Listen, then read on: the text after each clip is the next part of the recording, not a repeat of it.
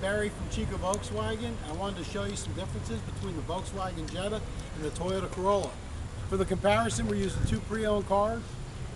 The Jetta is a 2006, same as the current body style, some of the features that we're going to be showing you today, but it is a base model, so there's no upgrades here that you wouldn't get in any Jetta that you buy.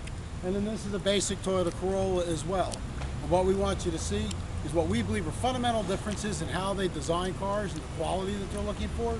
And we think we're going to be able to prove to you that there's definitely a difference in attitude between Volkswagen and Toyota, and we think that you benefit from a Volkswagen. Let's come on over.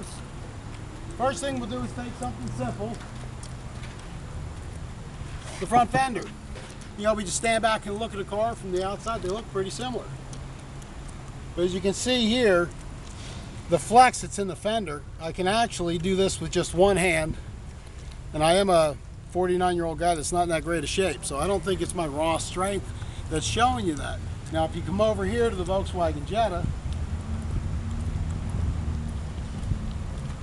what you're going to find is that if I grab this with one hand, I can't pull the fender out, okay? If I grab it with two hands and push hard enough to make my fingers red, there's just no way that this fender is put together the same way as on the Toyota Corolla. Something else we take for granted, how a door seals. It's going to affect wind noise, it's going to affect the long-term stability of the car. Things that rattle against each other and shake aren't going to hold up as well. You got a rubber seal here and a double seal here.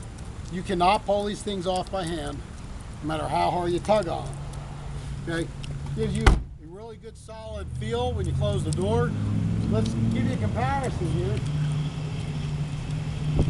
Use a Toyota Corolla seal. There's only one, and that's how hard it is to remove. Now, how that's going to hold up as well, or be as quiet, or maintain the integrity of the vehicle, I don't know. But we think that'll make a difference. There. Oh, did you hear that nice solid sound? Let's try that again. Yeah, a little rattle you get at the end. That's kind of cool. Next we're going to show you is the back seats. Now this is the small side, so keep that in mind. The larger side would have more shake.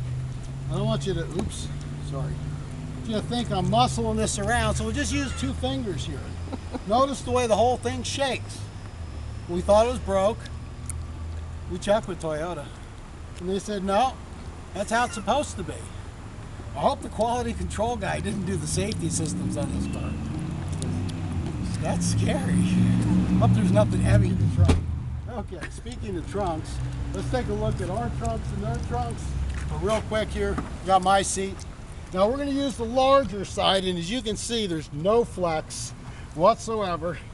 If I grab on this and twist, it's not going to twist because they think steel should be between you and your cargo. I think it's a pretty cool idea. I kind of like it myself. Another fundamental difference in design philosophy and how they build their cars. Onto the trunk.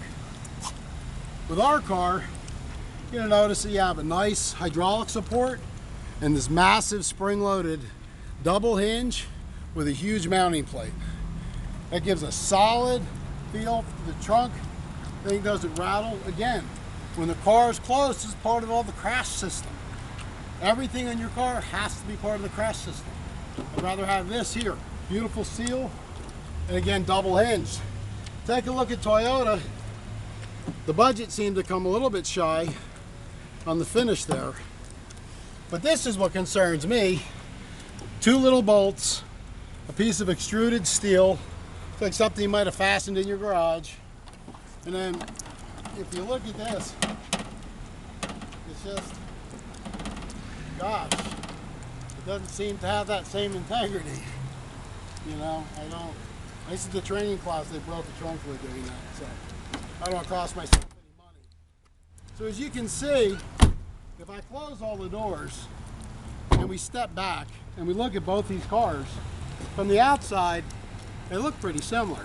But I think we've proven there's nothing comparable. So just remember, a Volkswagen, you understand what you drive.